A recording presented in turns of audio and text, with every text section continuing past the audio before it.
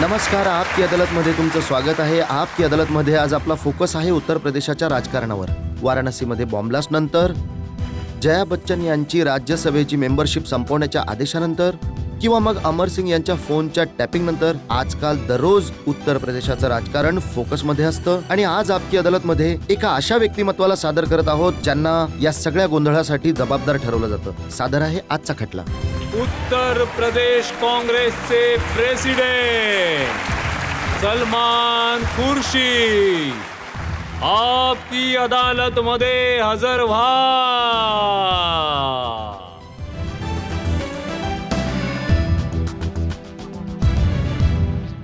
आपकी अदालतमध्ये जनतेचा खटला सुरू करणार त्यापूर्वी आजचे जज सुधीर तेलंग यांची परवानगी घेऊयात आजचा खटला सुरू करण्यासाठी.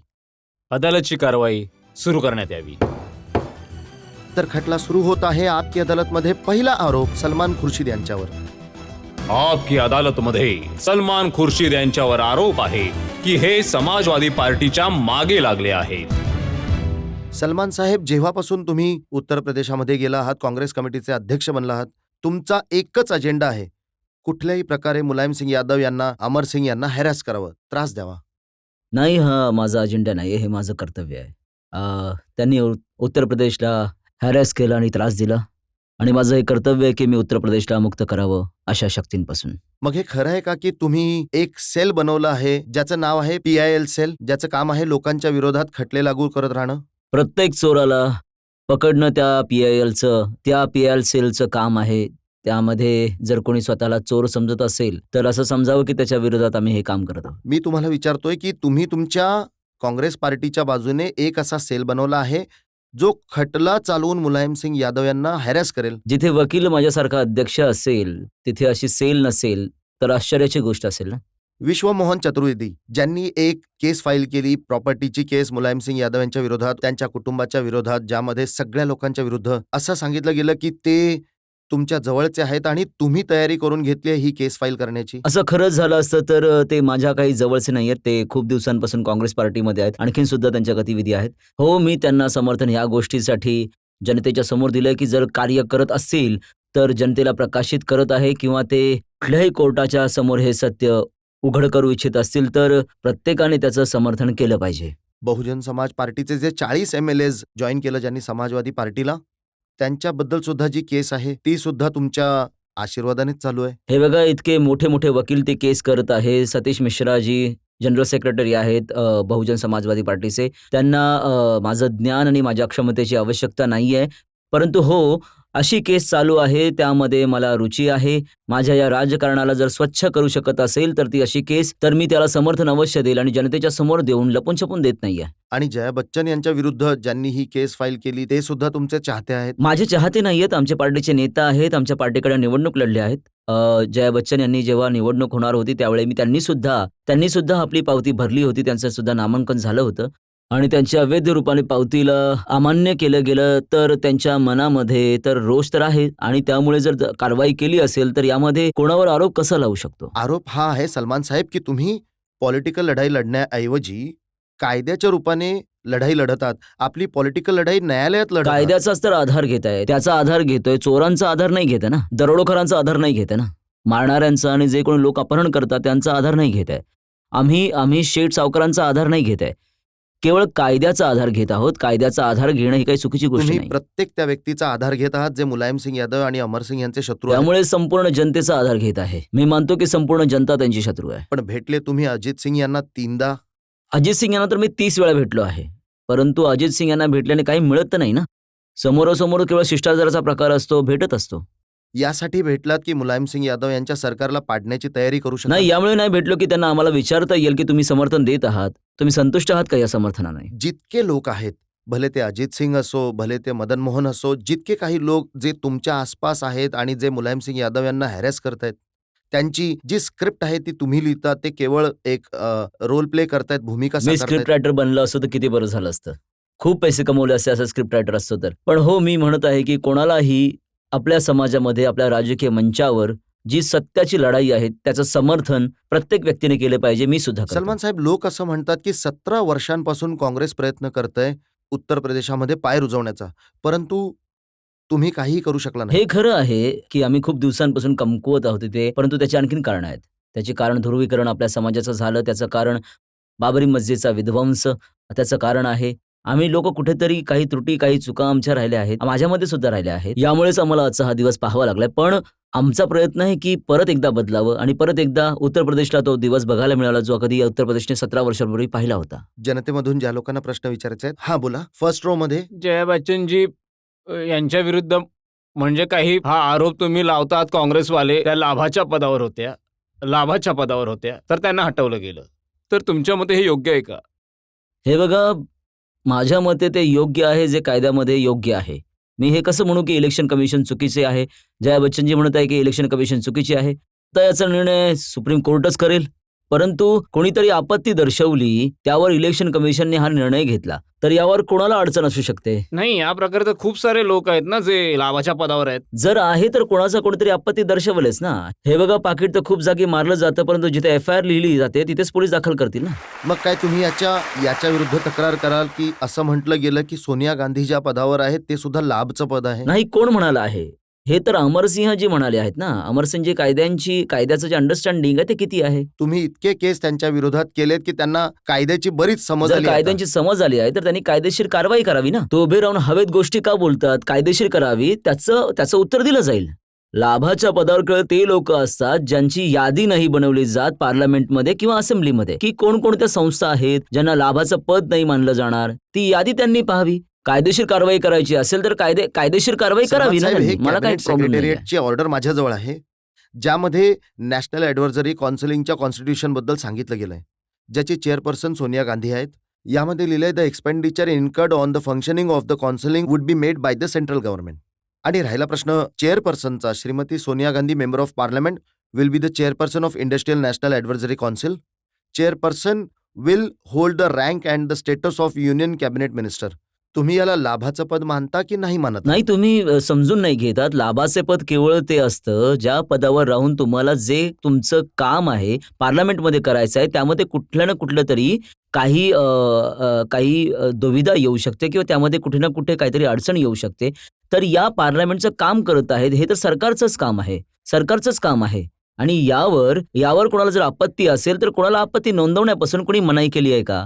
हे तर प्रत्येक जागी दाखवत आहे. अमरसिंहजी प्रत्येक जागी म्हणत आहेत आपत्ती जर असेल तर आपत्ती नोंदवली जावी. ज्या कोणाला आपत्ती होती तर जया बच्चन यांच्या विरोधात नोंदवली हेच त्यांनी. म्हणतायत की जया बच्चनजी यांनी केलं तर हत्या आणि सोनियाजींनी केलं तर माफ. असं नाहीये. तुम्ही आधीच ठरवा. एका शिपायाच्या हातामध्ये बंदूक दिली जाते आणि त्याला सांगितलं जातं की शत्रूला मार, ती हत्या नसते. आणि तीच गोळी, तीच बंदूक घेऊन तुम्ही म्हणाल की आपल्या शत्रूला मारता, तर तुम्ही म्हणता तुम्ही जर आम्हाला आलो तर शत्रूला मारा, तर ती हत्या होते ना. मग तुमचं उत्तर कोणीही ऐकत नाही. कोणाकडे बंदूक सोपवली गेली आहे, कोणी सोपवली आहे, काय आदेश मिळाले आहेत, काय स्थिती आहे, या सगळ्या गोष्टीचं विवरण समजून घेऊन, कायदेशीर विवरण समजून तेव्हाच काहीतरी म्हटलं पाहिजे. त्याच्या आधी कसं म्हणू शकता कदाचित तुम्ही? अमरसिंगजी जर तुमचं बोलणं ऐकत असतील तर नक्कीच तक्रार करतील. तुम्ही याला कशा प्रकारे स्वतःची पर्सनल लढाई बनवली, पर्सनल वेंडेटा बनवला, याविषयी माझ्याकडे काही प्रश्न आहेत, परंतु एका ब्रेकसाठी आपल्याला थांबायचं आहे. आणि ब्रेकनंतर जेव्हा आपण परत येऊ तेव्हा सलमान खुर्शीद यांना विचारू त्या आरोपांविषयी जे यांच्यावर लागले, यांनी उत्तर प्रदेशाच्या राजकारणाला आपली पर्सनल लढाई बनवली. एका ब्रेकनंतर.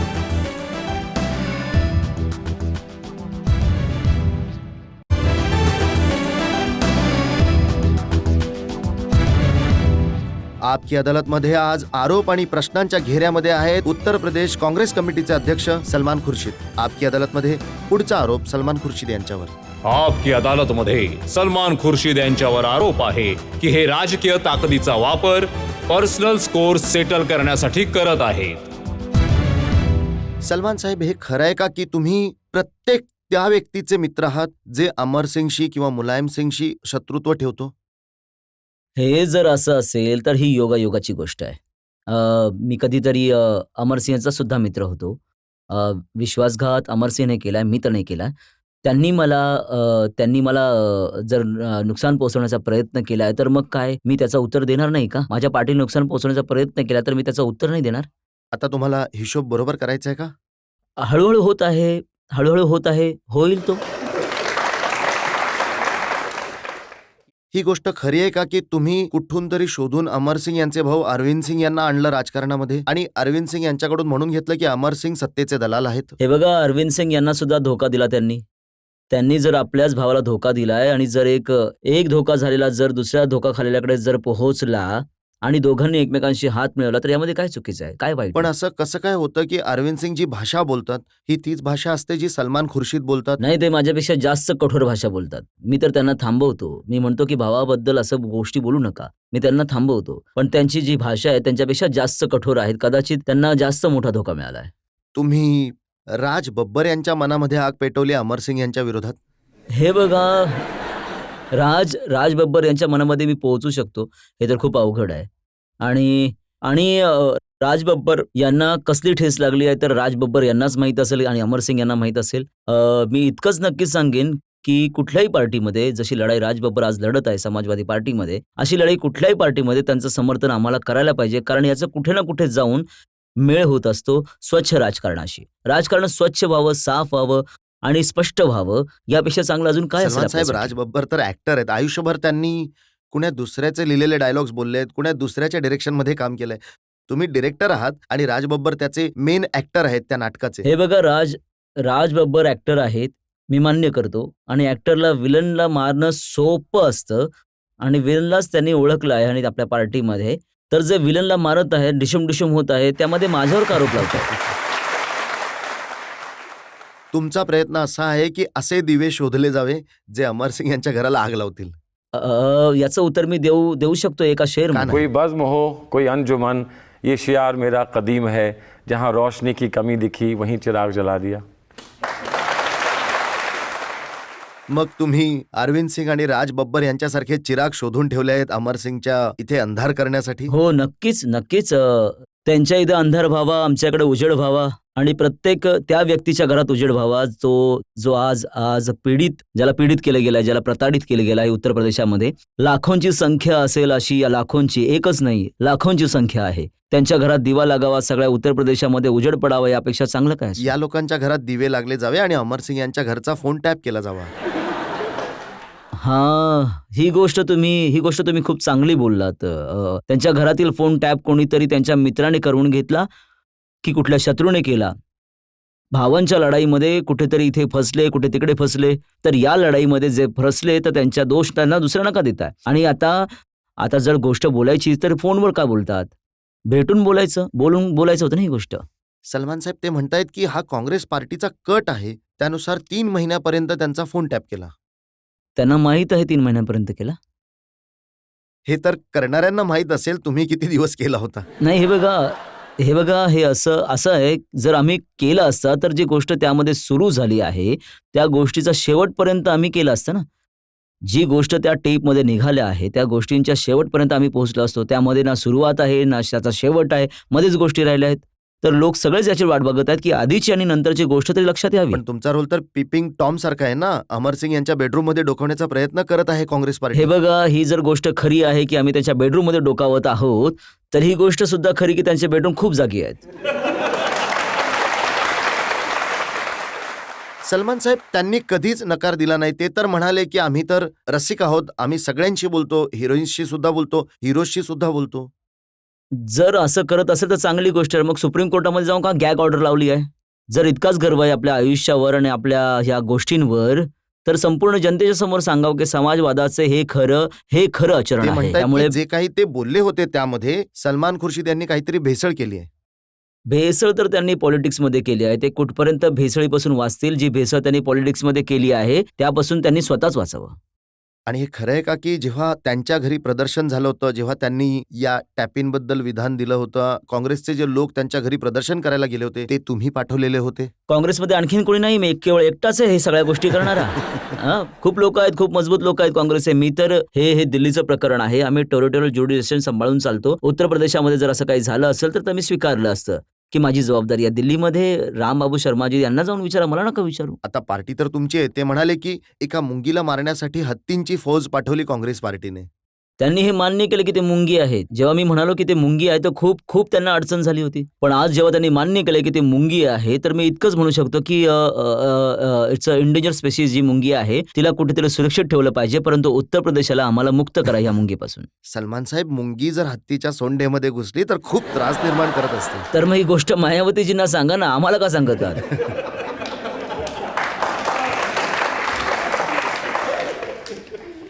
जर मी पूर्ण मागील 2-3 महिन्यांचा इतिहास पाहिला तर उत्तर प्रदेशमध्ये ज्या प्रकारचं राजकारण झालं, अमिताभ बच्चन यांना इन्कम टॅक्सची नोटीस गेली, जया बच्चन यांची राज्यसभेची मेंबरशिप गेली, राज बब्बरने अमर सिंग यांच्या विरोधात मोर्चा काढला, अमर सिंग यांच्या भावाने त्यांच्या विरुद्ध मोर्चा काढला, अमर सिंग यांच्या फोनचं टॅपिंग झालं. काय हा सगळा एक पॅटर्न इंडिकेट करत नाहीये का की काँग्रेस पार्टी कुठल्या प्रकारे हॅरॅस करण्याचा प्रयत्न करते अमर सिंग यांना, मुलायम सिंग यांना, जया बच्चन यांना? हे बघा, मी तर मानतो की काँग्रेस पार्टी खूप दयाळू आहे. काँग्रेस पार्टी जसं जसं यावेळी संधी आहे त्यांना त्रास देण्याची, काँग्रेस पार्टीने एका ऑफिसरचा सुद्धा उपयोग केला नाहीये. कारण काँग्रेस पार्टीला हे नको आहे की कुणाला तरी असं वाटावं की आम्ही द्वेषाच्या भावनेने हे करत आहोत. परंतु कुणीतरी चूक केली आणि तुम्ही समजा आता की ते एका केळ्याच्या सालीवरनं घसरून पडतात, तर काँग्रेस पार्टीलाच बदनाम करणार, काँग्रेस पार्टीला चुकीचं बोलणार. त्यांचे केस गळतात तर काँग्रेस पार्टीला चुकीचं बोलतात की आम्ही काहीतरी वाईट शॅम्पू केला होता. पण सलमान साहेब, कुठून- तुम्ही तर संपूर्ण रस्त्यामध्ये केळ्याची सालं नाही, काटे पसरवलेत. काटे तर आम्ही पसरवले आहेत याचा मी स्वीकार करतो. त्यांनी कुठला तरी मार्ग घ्यावा, ज्या मार्गाने ते जात होते तो आमच्यासाठी एका संकटाचा मार्ग होता. त्यामुळे आम्ही काटे तिथे पसरवले आणि आम्ही सुरक्षा करूनच घेऊ ना. आम्ही आपली सुरक्षा का नाही करणार? ते तर पूर्ण एक 10, 15, 20 गाड्यांबरोबर सोबत घेऊन चालतात. त्यांच्याकडं ब्लॅक कॅट्स आहे, ग्रे कॅट्स आहे, ब्राऊन कॅट्स आहे, सगळं त्यांच्याकडे आहे. आम्ही तर एकटे चालतो, पायी चालतो. कमीत कमी काट्यांचा आधार तरी आम्हाला मिळावा. त्यांनी स्वतःसाठी फुलांचे स्वतःसाठी रस्ते बनवण्याचा प्रयत्न केला होता. आम्ही काटे तरी पसरावे ना. सलमान साहेब, एकीकडे तुम्ही म्हणतायत की काटे पसरवले आहेत आणि दुसरीकडे कुठे ना कुठेतरी साटेलोट सुद्धा आहे समाजवादी पार्टीशी. याच्याविषयी आरोप आमच्याकडे आहेत. एका ब्रेकसाठी थांबूया आणि ब्रेक नंतर जेव्हा परत येऊ तेव्हा सलमान खुर्शीद यांना विचारू उत्तर प्रदेशमध्ये काँग्रेस पार्टी आणि समाजवादी पार्टीच्या बनणाऱ्या बिघडणाऱ्या नात्यांविषयी.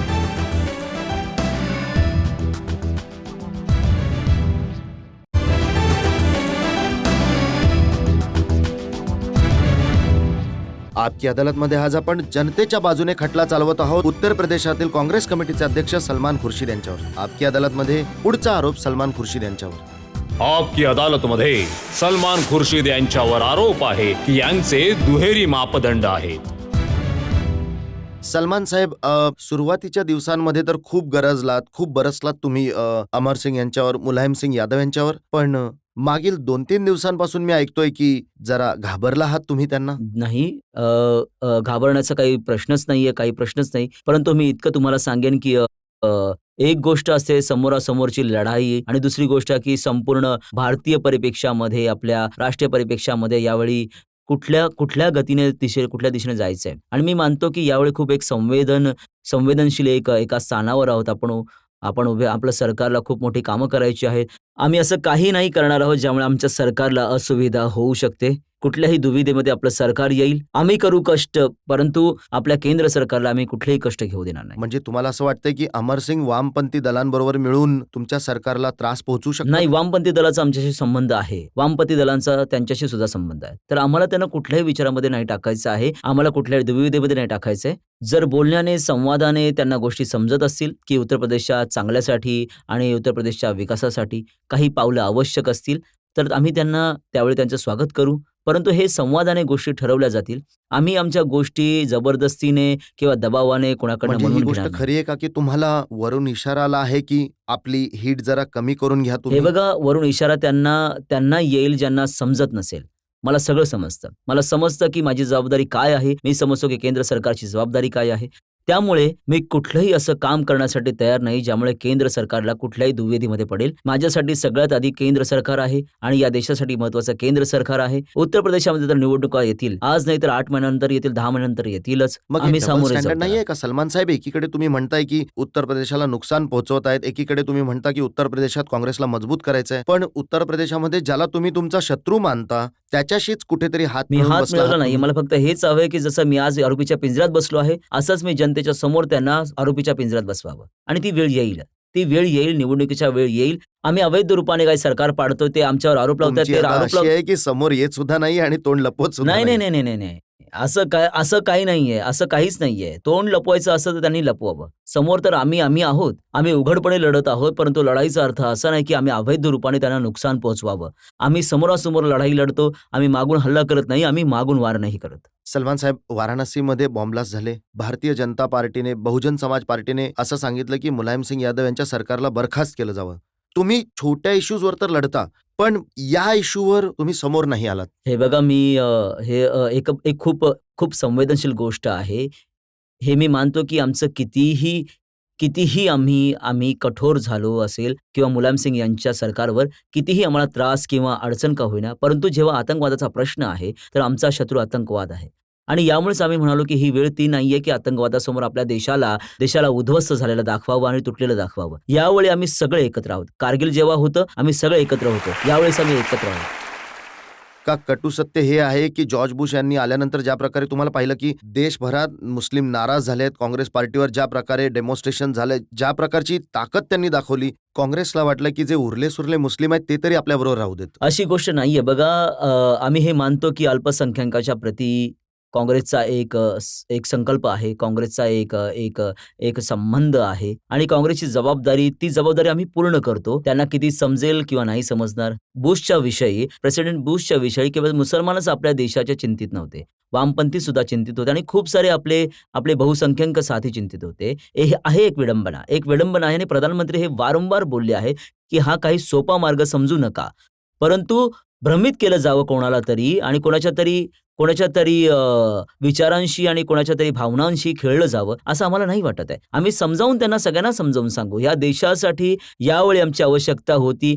विकास जर 10% बनू शकेल, आज आम्हाला ऊर्जा प्राप्त होऊ शकेल, या सगळ्यांसमोर ठेवून जर कुठेतरी हृदयावर दगड ठेवून जर आम्ही हात मिळवला कोणाशी तरी, तर तो हात मिळवणं चुकीचं नव्हतं. जिथे त्यांचे मतभेद आहेत, इराकविषयी घेऊन इराणविषयी आहेत, आणखीन कुठल्या गोष्टीविषयी आहेत, ते मतभेद आमचे सुरूच राहतील. तुम्ही म्हणताय की सरकार चालवण्यासाठी, सत्तेमध्ये बनून राहण्यासाठी जेव्हा जेव्हा वामपंथी म्हणतील त्यांच्यासमोर मान झुकवत राहा मान तुम्ही. झुकवणं नाही, परंतु जर आम्ही अशा स्थितीमध्ये आहोत, अशा युगामध्ये आहोत, जेव्हा गठबंधनाचे राजकारण अनिवार्य झालं आहे, तर काही ना काहीतरी देणं-घेणं करावं लागेल, आदान-प्रदान करावीच लागेल ना. आम्हाला आमच्या मर्जीने प्रत्येक गोष्ट करायची असेल, तर आमच्या साथीला ती आवडेलच, असं शक्य नाहीये ना. परंतु माझं इतकं निवेदन आहे त्यांच्याकडे नक्कीच, की त्यांना थोडासा विश्वास आमच्यावर दाखवावा, की आम्ही जे काही करू देशाच्या चांगल्यासाठी करू. आम्हाला नुकसान 2 पैशांचं होईल, परंतु देश आपला कायम पुढे राहील आणि कायम देशाचा झेंडा उंच राहील, हाच आमचा प्रयत्न आहे. तुम्हाला ही भीती नाही वाटत का की जेव्हा मुस्लिम नाराज आहे, अल्पसंख्याक नाराज आहेत, तेव्हा हे सगळे समाजवादी पार्टी आणि वामपंथींच्या बरोबर जातील, काँग्रेस पुन्हा हे बघा, म्हणतात ना, कारवा गुजर गया और वो बस देखते रह गए. हे अल्पसंख्याकांना इतकं भोळं नका समजू. त्यांना सुद्धा ही माहिती आहे की 3 दिवसांपर्यंत कोणाचा अँबॅसेडर लखनौमध्ये होता, तो काय करत होता. अल्पसंख्याकांना भोळे समजू नका. अल्पसंख्याकांच्या समोर आज रोजगाराचा प्रश्न आहे. त्यांना पुढे जाण्यासाठी शिक्षणाचा प्रश्न आहे. त्यावर मुलायम सिंगजीने काही बोलायला तयार नाहीयेत. मागासलेल्या अल्पसंख्याकांना जर आपल्याला वाटत असेल की त्यांच्या जनगणनेनुसार वेगळं आरक्षण मिळावं, अन्सारी असो, बुनकर असो, बासी असो, मंसुरी असो, मलिकी असो, तर मुलायम सिंग यावर काही बोलायला तयार नाहीये. आज लढाई या गोष्टीची आहे. आज लढाई आहे रोजगाराची एकीकडे आणि जो रोजगाराचा कार्यक्रम आपल्या सरकारने दिलाय, त्यामुळे सगळ्यांना फायदा झाला बघा आहे. सलमान साहेब, याकूब साहेब सारख्या लोकांवरती तुम्ही सुद्धा काही बोलायला तयार नाही आहात. ते याकूब जे सरकारमध्ये मंत्री आहेत आणि जे म्हणाले की जे कार्टून ज्याने बनवलं त्याचं शीर कापणाऱ्याला ते 51 करोड रुपयांचं बक्षीस देतील, तुम्ही सुद्धा गप्प हे बसलात. बघा तुम्हाला असं वाटतं की मी गप्प बसलो आहे, पण मी बोललोय आणि माझ्या बोलण्यावर माझे पुतळे सुद्धा जळाले आहेत. परंतु जर माझे पुतळे हे बोलण्याने जाळले, तर संकटमोचन म्हणून गेलो, तर तिथे संकटमोचनला धुतलं सुद्धा त्यानंतर गंगाजलाने. तर यावेळी माझी विनंती आहे की जे लोक त्यांना ही गोष्ट आवडते एका बाजूला उभे आहेत आणि जे लोक ज्यांना ती गोष्ट आवडत आहे ते दुसऱ्या बाजूला उभे आहेत. यांच्यामध्ये आम्ही लोकांना जगण्यासाठी थोडासा आधार मिळावा, थोडासा आधार द्यावा, ज्यामुळे देशाला संकटामधून बाहेर काढू शकतो. सत्य हे आहे की भारताचा एक हिंदू मुसलमानाची लढाई लढण्यासाठी तयार आहे. जर हजरत साहेबांना त्यांच्या आदरामध्ये चूक झाली आहे, तर मुसलमान हे का समजतो की इथला हिंदू ही लढाई लढण्यासाठी तयार नाहीये. अरे लाखो करोडो हिंदू सुद्धा येतील बघा रस्त्यावर, एकदा बोलून तर बघा तुम्ही. हिंदूंना बाहेर काढण्यासाठीच तर अडवाणीजी पुन्हा रथावर चढून पण निघून कुठल्या गेले. मार्गी घेऊन चालले ते रथाला, हे सुद्धा बघा ना. आम्हाला वाटतं की हिंदू आणि मुसलमान एक व्हावेत. मुसलमानांनी हिंदूंच्या त्रासाविषयी बोलावं आणि हिंदूंनी मुसलमानांच्या त्रासाविषयी बोलावं. अडवाणीजींना काय करायचं आहे याबद्दल मला काही माहित नाही. जिन्नांनाच बोलवायचं आहे म्हणून ते निघाले आहे ते त्या रथावर, की जिन्नांना आणखी उजागर करायचं ह्या देशामध्ये हे मला माहित नाहीये. त्यांच्या पार्टीने तर जिन्नांच्या गोष्टीवर त्यांना एका किनाऱ्यालाच लावलंच आहे. आता देश काय करेल ती येणारी वेळच सांगेल तुम्हाला. चला तर जनतेला विचारूया, ज्या लोकांना प्रश्न विचारायचे आहेत. हो, तुम्ही? सलमान खुर्शीदजी, हा काँग्रेसवर आरोप आहे की अल्पसंख्याकांच्या तुष्टीकरणाची नीती वापरता आल्यात सुरुवातीपासून. मग तो मुस्लिम विश्वविद्यालयाचा प्रश्न असो किंवा आंध्र प्रदेशचा प्रश्न असो आणि भले आणखीन काही जागांचा प्रश्न असेल. पण जेव्हा भाजप धर्माच्या राजकारणासाठी त्यांची रथयात्रा काढते तेव्हा काँग्रेसला इतका त्रास का होतो? त्रास काँग्रेसला नाहीये. आम्हाला अनुभव आहे की जेव्हा यात्रा आधी निघाल्या होत्या काय झालं होतं, किती दंगली आणि किती गोंधळ आणि आतंक पूर्ण उत्तर आणि पूर्ण भारतामध्ये पसरला होता. तर अनुभव आमचा आम्हाला हे सांगतो की ही यात्रा योग्य दिशेने जाणार नाहीये. आणि राहिला प्रश्न तुष्टीकरणाचा, हे बघा आपण हे विसरू नये की या लहान भावाचा हात पकडणं तुष्टीकरण नसतं. समजून घ्यायचा प्रयत्न करा की कोणी जर कमकुवत आहे, कोणी आमच्यावर उभे नाही राहू शकत, त्याचा जर आम्ही हात पकडला, भले तो मग मागील वर्गाचा असू दे, भले तो दलित असो किंवा अल्पसंख्याक असो, आपल्या संविधानाने जर ही दिली आहे आपल्याला संधी, आम्ही संविधानाला विसरून हे सांगतो की तुष्टीकरण होत आहे. अलीगढ मुस्लिम युनिव्हर्सिटी कोणी बनवली होती? सर सय्यदने बनवली होती. सुप्रीम कोर्टाने सांगितलं की अल्पसंख्याक समुदायाने बनवलेल्या जितक्या संस्था आहेत त्यामध्ये 50% आरक्षण होऊ शकतं. सुप्रीम कोर्टाने सांगितलं आहे, आम्ही नाही म्हणालो ना, सुप्रीम कोर्टाने सांगितले. आता जर कोणी मानत असेल की अलीगढ विश्वविद्यालय अल्पसंख्याक समुदायाने बनवलेलं नाहीये, तर यामध्ये मूलतः एक प्रश्न निर्माण होतो. त्या प्रश्नाला सुप्रीम कोर्ट सोडवेल किंवा पार्लमेंट सोडवेल. तुष्टीकरण कुठं आलं या सगळ्यामध्ये? पण सलमान साहेब, जे काही कराल मुसलमानांसाठी तुम्ही कराल तर ठीक आहे, पण जर उत्तर प्रदेशच्या सरकारला एक वेगळी युनिव्हर्सिटी बनवायची असेल तर तुम्ही ऑब्जेक्ट कराल. हे बघा, युनिव्हर्सिटी त्यांना बनवायची होती, आम्हाला काही ऑब्जेक्शन नाही, आज सुद्धा नाहीये. त्यांनी ती युनिव्हर्सिटी बनवण्याच्या आधी आयुष्यभरासाठी आजीवन त्यांची एक चान्सलर बनवला, तो सुद्धा आझम खान सारखा माणूस. आणि आम्हाला केवळ या गोष्टीची तक्रार आहे की बनण्याच्या लायकीचा नाहीये. नाही, तो शिपाई. हे बघा, शिपाईला का वाईट बोलत आहात तुम्ही? शिपायाचं पद खूप सन्मानित पद असतं. माझं केवळ हे इतकंच म्हणणं की युनिव्हर्सिटीमध्ये आजीवन कोणालाही बनवलं नाही पाहिजे. आजीवन महात्मा गांधी कुठल्या विश्वविद्यालयाचे नव्हते, नाही बनले, चान्सलर बनले. आजीवन कोणीही कुठल्या विश्वविद्यालयाचा चान्सलर नाही बनला आहे. तर का आझम खानला बनवलं जातंय? तर त्या विश्वविद्यालय बनवायचंच असेल तर आझम खानचं नाव हटवलं असतं. 5 वर्षांपूर्वी त्यांनी बनवलं असतं, आम्हाला काही अडचण नसते आणि विश्वविद्यालय बनलं असतं, आम्ही त्याच्या उद्घाटनालाही गेलो असतो. आपत्ती दाखवत होतात कारण आझम खान तुम्हाला व्याजखोर म्हणाले होते. नाही, आझम खानला आम्ही व्याजखोर म्हणालो, मला एज्युकेशन माफिया म्हणाला. आता आझम खानचे जे विचार आहेत ते जितके आहेत ते तितके जशी आहे, त्यावर कशाला मला काय बोलायला सांगता? ते बोलायला लावून तुम्ही माझं तोंड का खराब करत आहात? का करायला सांगता मला? सलमान साहेब, आमचा तुम्हाला हा प्रश्न आहे की तुम्ही म्हणत आहात की जे सत्तेमध्ये बसलेले लोक आहेत उत्तर प्रदेशामध्ये ते चोर आहेत, गुंडांचा सहारा घेत आहेत. तर मग तुम्ही चोरांचं आणि गुंडांचं समर्थन करत आहात तर तुम्ही सुद्धा चोरच झालात ना. आणि नाही, ती तसं तुमची जबाबदारी, तुम्ही त्या नाही, जबाबदारीपासून कोणी वाचण्याचा प्रयत्न करत नाहीये. मी समर्थन करत आहे. माझ्या बोलण्यावरून तुम्हाला असं वाटलं का? पण सलमान साहेब, उत्तर कोणी प्रदेशामध्ये कोणाचं समर्थन, जेव्हा कोणाचं समर्थन करतो त्याला चोर नाही म्हणत, त्याला म्हणतात खूप चांगला माणूस पण आहे. उत्तर प्रदेशामध्ये जे सरकार आहे त्याला तुमच्या पार्टीचं समर्थन मिळालं आहे. केंद्रामध्ये जे सरकार आहे त्यांना मुलायमसिंग यादवजींच्या पार्टीचं समर्थन मिळालं आहे. हे बघा, असं आहे, सरकार बनण्याच्या वेळी आम्हाला समर्थन दिलं होतं. आम्ही हे सांगून दिलं होतं की सांप्रदायिक विरोधी कोणीही विकल्पित सरकार बनत असेल तर आमचं समर्थन आहे. सरकार चालवण्यासाठी समर्थनावरती काही बोलणं झालं नाही ना, आम्ही दिलंय. त्यांना आमच्या संख्येची आवश्यकताही नाहीये. आता जे 2 दिवस तिथे वोट झाला आहे, तिथे कोणत्या वोटवरती आम्ही राहिलोय? आम्ही नाही राहिलो तिथे. आम्ही त्याचा विरोध केला आहे. तुम्ही स्वतः म्हणाला की युनिव्हर्सिटी बनवायला जात होते, आम्ही त्याचा विरोध केला. मग कुठलं समर्थन आहे? तुम्ही कुठल्या तरी टेक्निकल गोष्ट काढून असं म्हणत आहात की त्यावेळेस समर्थन दिलं होतं तर समर्थन चालूच राहील जोपर्यंत तुम्ही त्यांचा गळा दाबत नाही. काही समर्थन सलमान नाही. साहेब, काय तुम्ही कधीही गव्हर्नरला या गोष्टीची चिठ्ठी दिली का की आम्ही या सरकारचा समर्थन नाही करत आहोत? गव्हर्नर ते कधी विचारलंच नाही. विचारलं ते उत्तर देऊ ना. आता यांनी मला विचारलं, मी उत्तर दिलं. गव्हर्नरने असं विचारलं, मी उत्तर देईन. न विचारता कसं देईन बरं सांगा? यालाच म्हणतात डबल स्टँडर्ड, दुहेरी मापदंड. नाही, याला म्हणतात अगदी समजूतदारपणे राजकारण. याला म्हणतात हत्तीचे दात खाण्याचे वेगळे, दाखवण्याचे वेगळे. आता मग परत तुम्ही पुन्हा हातीवर पोहोचता. आमचा हातीची सुद्धा वाद आहे. तुम्ही हातीबद्दल बोलत आहात. सलमान साहेब, आणखी एका ब्रेकसाठी आपल्याला थांबायचं आणि ब्रेक नंतर जेव्हा परत येऊ तेव्हा बोलूया उत्तर प्रदेशात काँग्रेस पार्टीच्या अवस्थेवर. एका ब्रेक नंतर.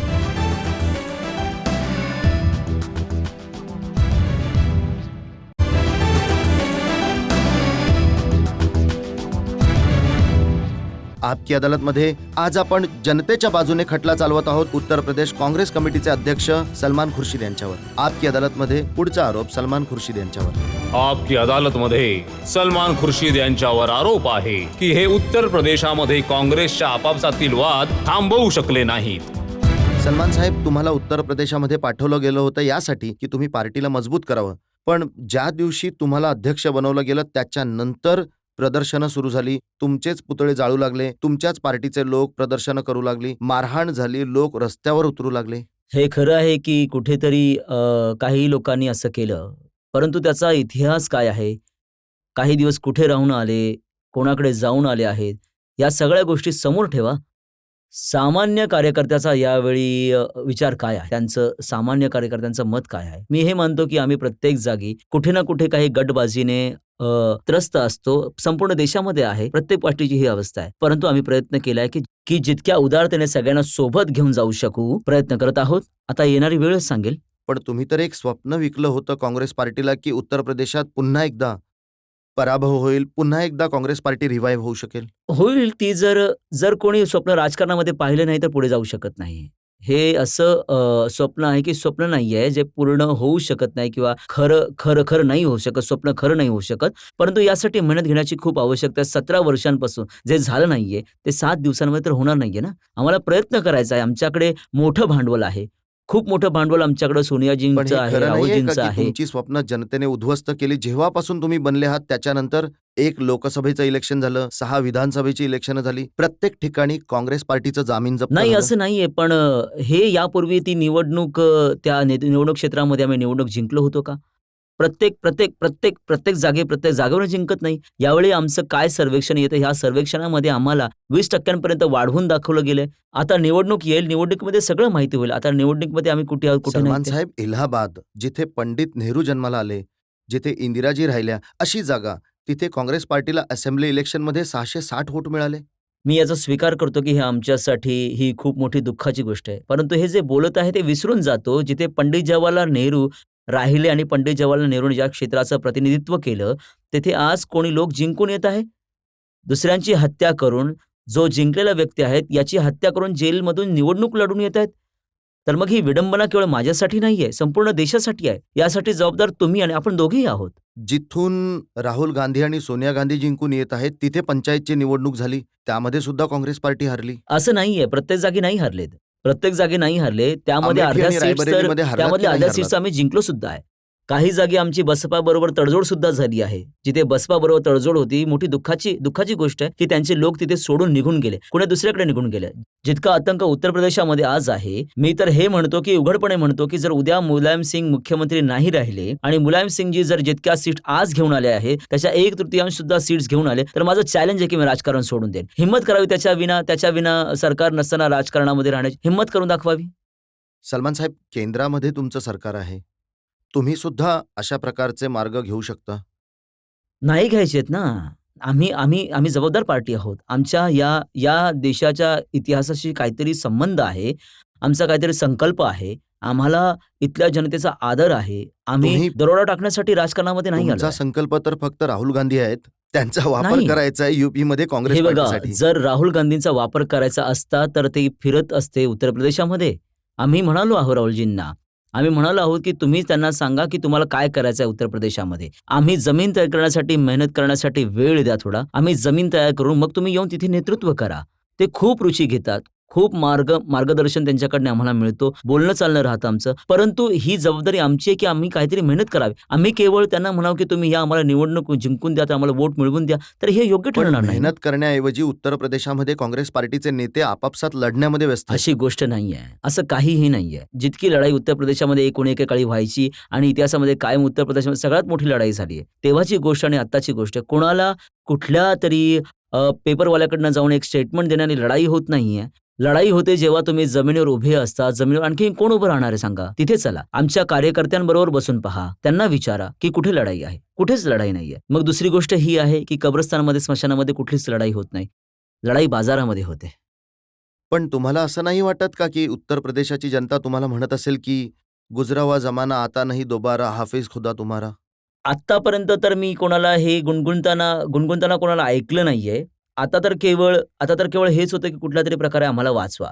चारही बाजूने आवाज येतो की आम्हाला वाचवा, वाचवा, वाचवा. आता आम्हाला तिथे पोहोचायचं आहे, त्यांना वाचवायचं आहे. त्यांच्या प्रयत्नांमध्ये आम्ही लागलो आहोत आणि त्याच प्रयत्नांमध्ये आम्हाला विश्वास आहे की आम्ही होंगे कामयाब. जनतेमधून लोकांना प्रश्न विचारायचे आहेत. हा बोला, फर्स्ट रो मध्ये. जसं आता मुलायम सिंग यादवचं सरकार आहे आणि तुम्ही याला इरॅडिकेट करण्याची मोहीम सुरू केली आहे. जर येणाऱ्या काळामध्ये जर मायावतींचं सरकार बनलं नेक्स्ट इलेक्शन नंतर, मग तुम्ही मायावतीच्या या सरकारला सुद्धा इरॅडिकेट करण्याची मोहीम चालवाल की मग खरंच ग्राउंड लेवलवर काँग्रेसची इमेज सुधारण्याचा प्रयत्न कराल? हे बघा, जे तुम्ही आता बद्दल बोलत आहात तर ते बाजूला नाही झाले तर विकल्प समोर येणार नाही. आम्हाला विकल्प बनायचा आहे. आम्हाला एकाला बाजूला सारून दुसऱ्याला बसवायचं नाहीये.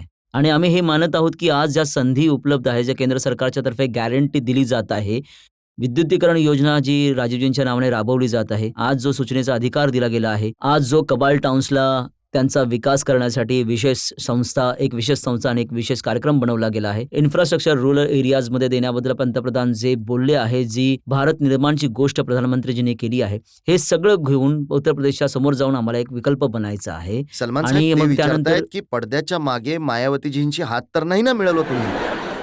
खूप मोठा पडदा लागेल बाबा त्याला. जरा तिथे जर मागे पडद्याच्या मागे काहीतरी करायचं असेल. माझं हे म्हणणं आहे की आपल्याला जर आपल्या पायावर उभं राहायचं असेल तर काठी सोडावी लागेल. काठीच्या आधाराने आपण कधीही पुढे जाऊ शकणार नाही. आपल्या सगळ्यांसाठी जागा उत्तर प्रदेशमध्ये होऊ शकते. आणि आम्ही असं मानतो की आज जर आम्ही मागून पुढे येण्याचा प्रयत्न करत आहोत आणि जोपर्यंत त्यांना पुढे बाजूला नाही करू शकणार, आम्ही पुढे नाही जाऊ शकणार. त्यामुळे आमचा प्रयत्न आहे की आपल्या पायावर उभं राहावं, एकला चलो, आणि काँग्रेसला काहीतरी बनवून एखादं पुन्हा दाखवावं, काँग्रेसच्या झेंड्याला उंच फडकावून दाखवावं, हा आमचा प्रयत्न आहे. आता तुम्ही ठरवाल की वेळ सांगेल की काय योग्य आणि काय सलमान अयोग्य. साहेब, आम्ही आरोप लावले जनतेच्या बाजूने, तुम्ही स्पष्टीकरण दिलं. आपण एका ब्रेकसाठी थांबूया आणि ब्रेक नंतर जेव्हा परत येऊ तेव्हा बघूयात जनतेचे जज, सुप्रसिद्ध कार्टुनिस्ट सुधीर तेलंग यांचा निर्णय आजच्या या खटल्यावर.